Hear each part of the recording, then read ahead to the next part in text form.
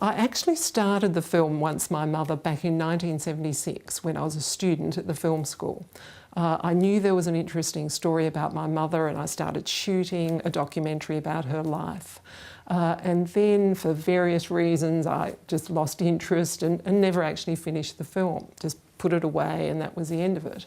And then in around about 2008, I started thinking about the film again. I think it was in response to seeing my mother's mental health deteriorating. And I pulled all the material out of the cupboards where I'd had them up in the attic.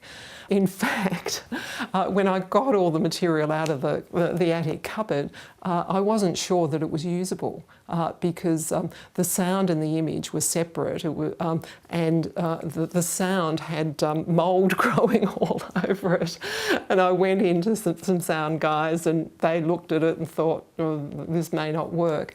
Luckily, I'd had the original sound tapes and we found an old Nagra and played them, and got an old Steenbeck and played it, and it ended up being fine to work with.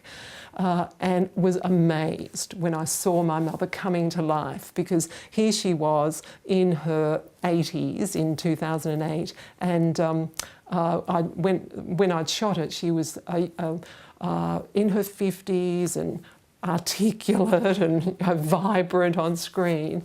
And it was just astonishing to actually see my mother come to life on screen. And that's when I thought I just have to finish this film, Once My Mother.